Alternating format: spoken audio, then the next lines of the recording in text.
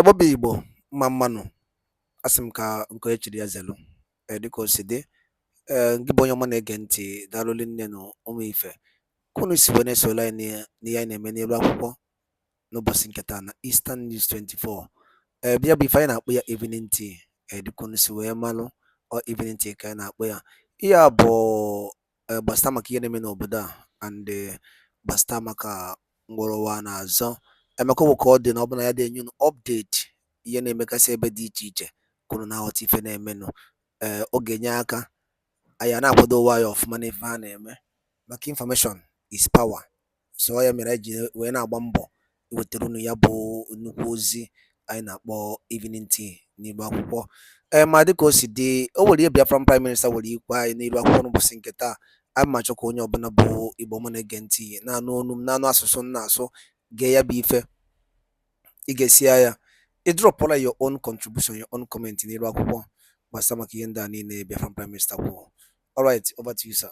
There was a time the mortuary in Imo State was, would I say, overflowed with dead bodies that were unclaimed Nigerians, you know, and I don't know if this mistake will just keep continuing all the time. Now it is IPOB that is being looked into, and not even the bandits who are coming into Nigeria. They will come into a community and take more than 200 persons, and nobody is talking. So I think this is a very big distraction on the part of the government. I just want to say that honestly, it is time for us to start pursuing the real substance and not the shadow. It's not as if I'm trying to cover any group, but let things be done without any tribal or religious sentiment being attached to it. I think that's just my take. So let me allow you continue with this video.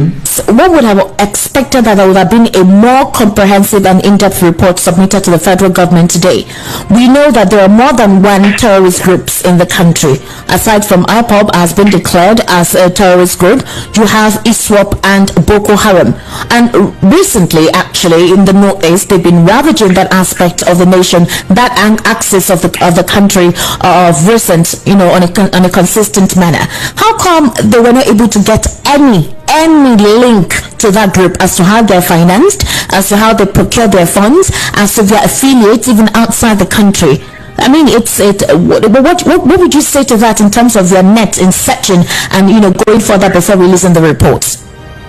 Now, that is why when some of us talk about the biases in government, the lopsided nature of appointments, and you have virtually all the security outfits headed by maybe people from the non-Igbo area. So they can easily meet together and talk whatever they want to say about the Southeast, as if because there's nobody to even talk about the Southeast there. Nobody talking about how Daniel Adams is funding himself, or how the Odua People's Liberation Army is funding, or nobody is even talking about Boko Haram Fulani headmen, where they get all their AK-47. And somebody is there, NFI is talking about IPOB. Those in the East know that the IPOB is more, like I said, more of a spiritual regeneration of effort at liberation. And somebody is saying that they are funding the... So like I said, this is an unfortunate statement from a group that should be a serious outfit, which you come up with. If you have facts, prosecute, and don't just sit down and release press releases. Because they are ethnically biased. No, it wasn't a press release. It was a report that was released to the federal government, which the press was able to have a hand on. Now, Barrister SLH, today, Sheikh Gumi, as you do know him, he is a sheikh, and he's been one that has been calling to be a mediator. You recall before the 137 students were released, he was asking to mediate for the federal government to negotiate the release of those children. And that was when the president said that he was not going to negotiate with terrorists, and he will never allow his government to negotiate with the terrorists. Well, he has been invited for questioning today by the federal government. Now, some critics say that this is all protocol. That the federal government have always known that Gumi has close affiliations with these terrorist groups, and how come all this while the government did not apprehend him or invite him for questioning? But you know that when Gumi made that statement, Nigerians called him out and said, what power, what authority does Gumi have, and why is the federal government afraid of him? So do you think they inviting Gumi for questioning today is just for protocol purposes? It is for protocol purposes, because the reality is this: if you have facts, if you have evidence, arrest a man and prosecute him. Okay. Not just invite him to make statements on what. He will still say the same thing when he comes out. And what are the crimes he has committed when he calls for negotiation with terrorists? I mean, if you know the crime, you charge him for it.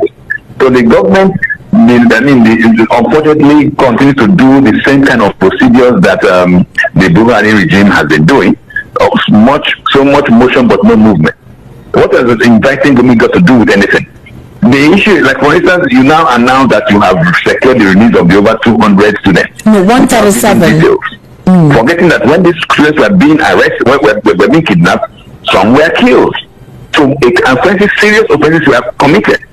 So yes, the issue of Gumi being invited, they can invite anybody, but for goodness sake, if you have evidence against somebody, don't waste anybody's time. Prosecute him, bring him before the court, let the court adjudicate, and don't rely more on press statements. But inviting him for questioning is another process of investigating. Because I recall Gumi just 2 days ago asked why the federal government would mention his ally, whose case is in court, as part of those on the terrorist list wanted.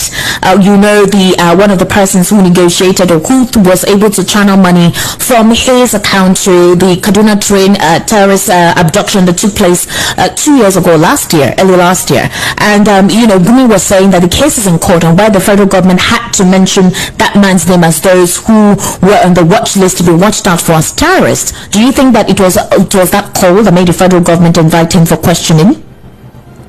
Well, I don't know what were their reasons. They may have their reasons, but the reality is, like I keep on saying, yes, you invite for questioning, but after that, what next?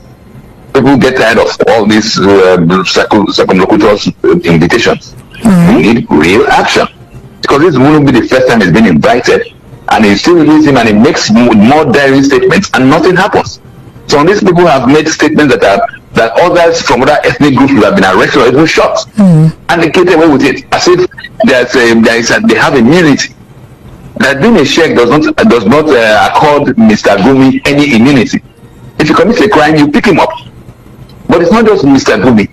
You see governors, you see emirs hobnobbing with persons declared as wanted terrorists. So let us forget the issue of one of those who are meeting with them. Governors who say they're going to dialogue with terrorists, and you see these terrorists brandishing all kinds of weapons. Is ownership of machine guns allowed for individuals in Nigeria? But you see governors with their security paraphernalia going into dens to meet with terrorists, and nobody gets arrested. And I thought of inviting Gumi for questioning. Well, Islamic cleric Ahmed Gumi has been invited for questioning over his comments on the activities of bandits in the country. The Minister of Information and Orientation, Muhammad Idris, stated this while addressing journalists at the State House in Abuja today.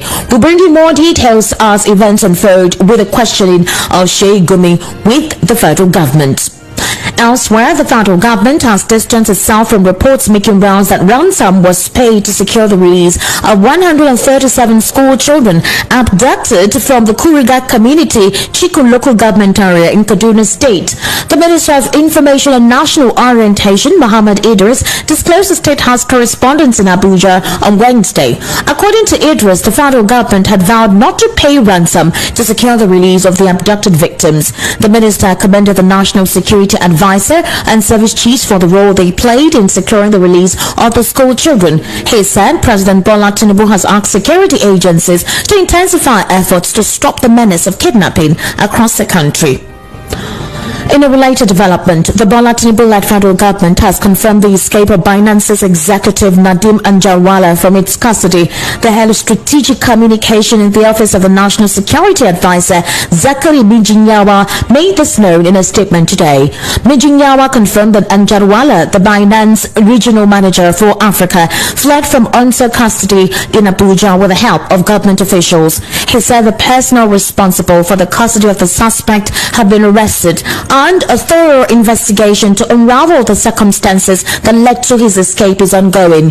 The UNSA spokesman added that a preliminary investigation showed that Anjarwalla fled Nigeria using a smuggled passport. He added that security agencies are working with Interpol for an international arrest warrant on the suspect. Recall that Anjarwalla and Tigran Gambarian were initially detained upon their arrival in Nigeria on February 26, 2024 on allegations of tax evasion and other charges. Following Binance's non-compliance with the court order demanding data on Nigerian traders, the duo's detention was extended to prevent evidence tampering. However, Anjarwalla managed to flee on Friday, March 22, from a guest house in Abuja where he and a colleague were being held.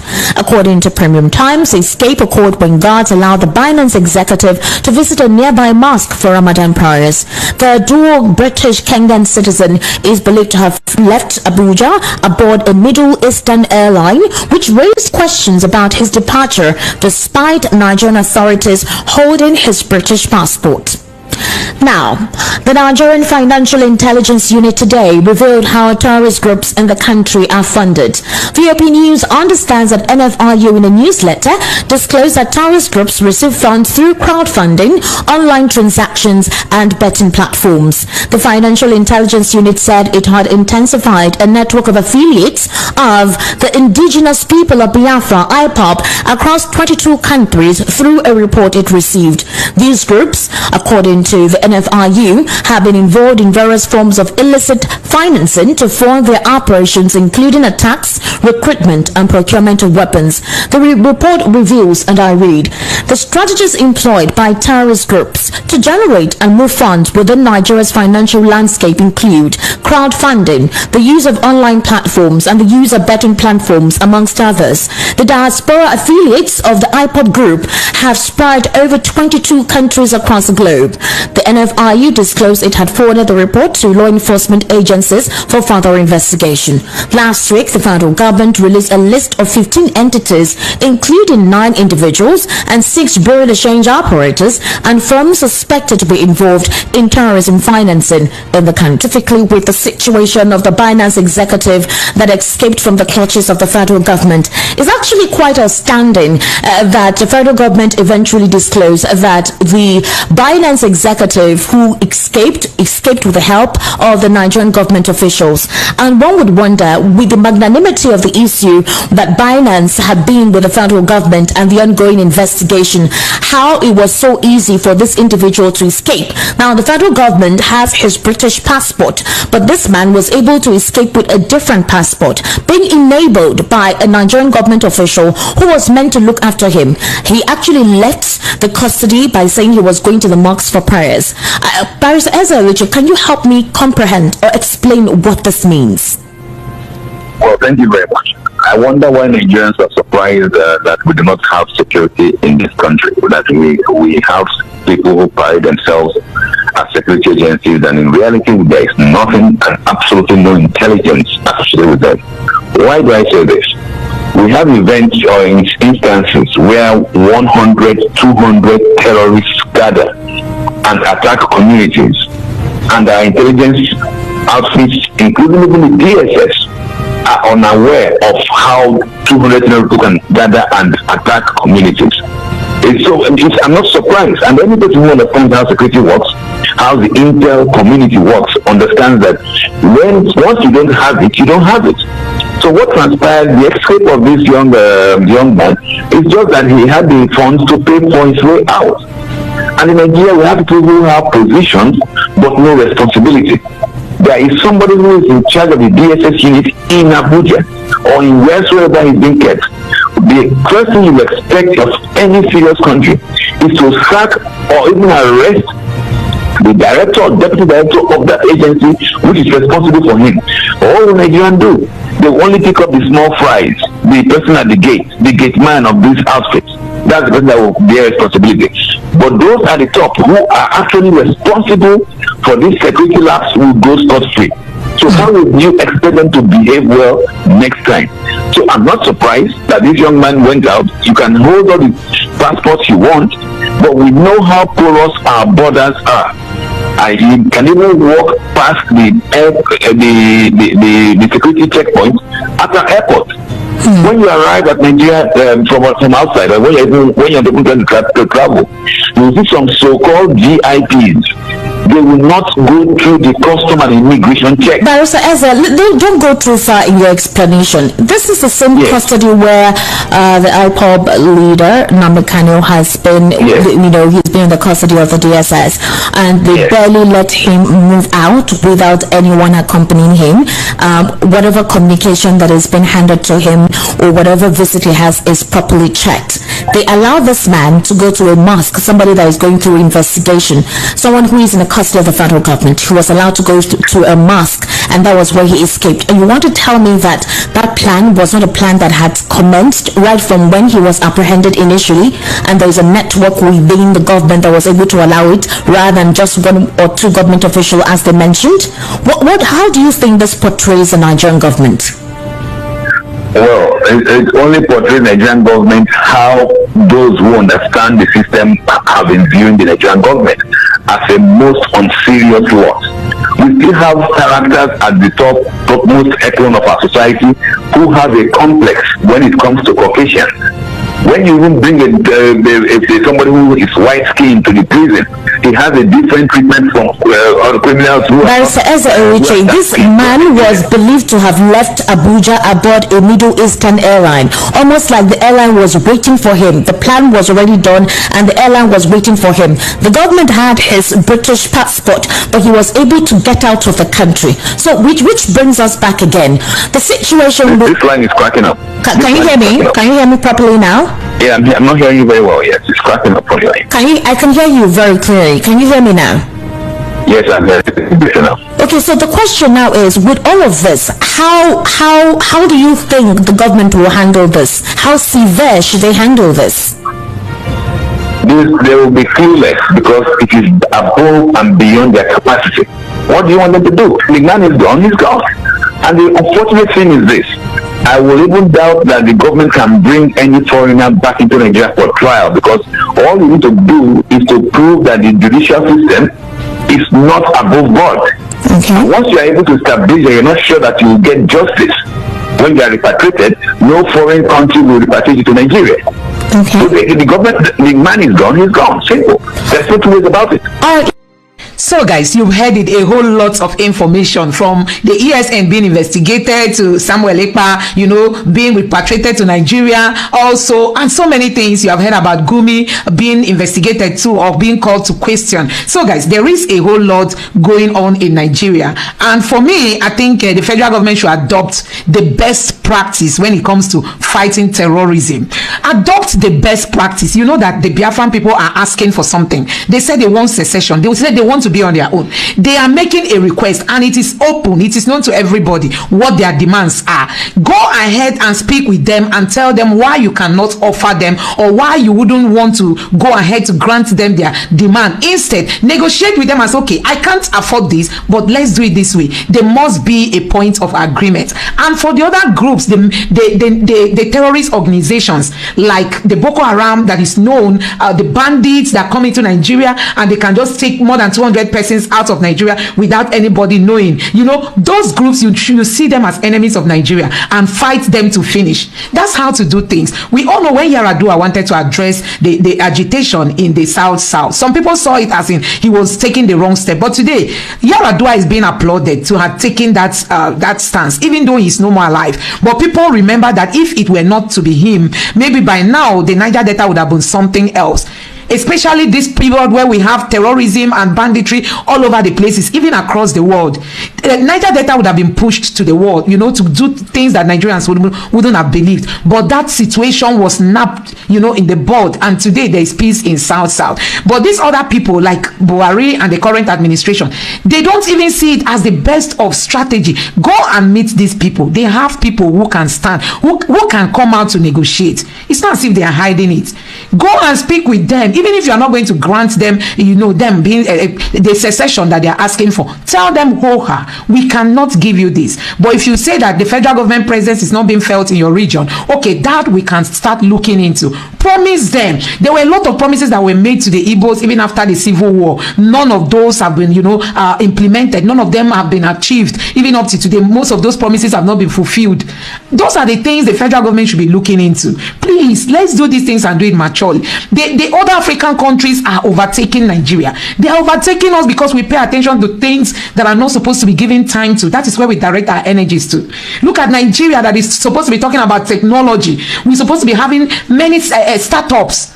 Businesses should be booming with the kind of human beings God blessed us with. We have smart youths. We have people that are intelligent in terms of education or handwork or being smart in crafting things. Nigerians are very, very intelligent, but we abandon all those aspects of human resource development, and we are just paying attention to who is sponsoring terrorism, who is not sponsoring, and you are even tagging the wrong people. These are people that what their request is, their demands are. You should just go ahead and meet their demand and stop beating about the bush. Go against the real bandits and the terrorists and just address the marginalization that is being experienced or being felt by the people in the Southeast. Just address that gap. I tell you, so many people in the Southeast don't even want to leave Nigeria. They don't. But when people feel they are abandoned, they are not. Look at so many businesses of the Southeasterners are in Lagos and Abuja because they can't even run businesses in the Southeast. There's no presence of government. No good roads. Nothing is working in the Southeast, and that's why you see every Southeasterner is running to the west or to Abuja. And at the end of the day, they will tell you they are destroying their property. Go back to your country. The government, go back to your state or to your region. The government have not made the Southeast a very, very viable region so that even the Southeasterners themselves can invest in that area. That is why everybody is running to Lagos, and Nigeria is not moving forward. So you can imagine where every state is meant to be independent and businesses are booming in all the regions of the country. We will be making more money as a country, and insecurity will come down because people will be employed. So I think there are better and smart ways to address all these things, which the federal government really has to pay attention to. Don't look at all the side talk, even all these things that Simon Ekpa is saying. I don't think Nnamdi Kanu will be in support of those. So I don't think that's even something to hold firm on. Don't listen to those things. Be focused. Tinubu's government should be very focused and be straightforward in fighting insecurity. Don't look at sentiments. Don't look at religion. Don't look at region. Don't look at tribe. Don't look at anything. Just be neutral and work as somebody who wants to see Nigeria progress. I think that's just my own take. Let me know what you think about this in the comment section below. Please don't forget to subscribe to the channel. Turn on the notification bell. Please give this video a like so that YouTube can recommend it to others, and drop your thoughts in the comment section below. Thank you. And by dalu lineno ngiboyo manegente kiswe nupano nwai and kiswe kwenwe so line ya na-eme n'ife ime n'ụbọchị nketa na Eastern News 24. I see na oya duru nchadi na mma na Chukwuka bịa ma ya no la ofu na ofu otu anyị kwuru otu aka ya dịrịrị ise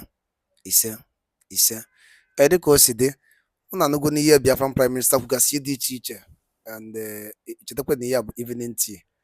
Before anyị aga n'elu ikwu okwu dị aha anyị chọrọ ikwu nke bụ ọ bụ na ihe aka bụ ụbọchị ize gị na-esoro anyị na Eastern News 24 kabalụ ka ị join anyị and subscribe or turn on your notification ka ị lapụ miss any of our daily update. Ọ dị ezigbo mkpa ụmụchukwu n'elu akwụkwọ ka ị lapụ miss ya maka na ebe ị ga-enweta latest information na-emenụ ka ị mara ka esi azụ onwe gị. Dịka o si dị, ejikwala ada ekene mmadụ dịka PM and also bụ ndị n'ọrụ n'ụlọ okwu Maazị Nnamdi Kanu bụ onye ndu nke ndị Igbo. Chukwuka bịa ma ya nọnyere gị. Ikpe gị na-abịa na 19th, Chukwuka bịa ga-enye gị freedom. Ise ị ga-ewere onwe gị. Ọ nwere ife onye ịrọpụrụ ime gị maka ife ị na-ekwu bụ eziokwu. Chukwuka bịa masị gị kwuo eziokwu a na-akụrọ mmiri.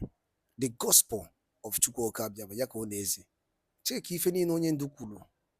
Pịkọ ka kreatọ cheki stọk ya bụ ife niile a bụ ife n'ime obodo kịta Chinefe a na-anụ ọzọ anọgide asị na sineti enye ya 500 million. Gịnị ka a jizi eme and people nọ na-ata afọ anọgide si mba not 255 million. What is happening?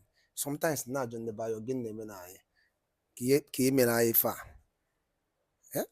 anọgide asị na-eburu ụmụ akwụkwọ 200 and something Christians to tell you that this country can never be one. Ọ bụrụ ofu chekie ya ọ bụkwa a ga-asịkwa nọ ndị Biafra Liberation Army bie je bugo n'ụmụaka na Sokoto a ga-akpọkọfa afa na to tell you the country, the bias, everything is not working. Nothing is working. What if na alụ ọrụ?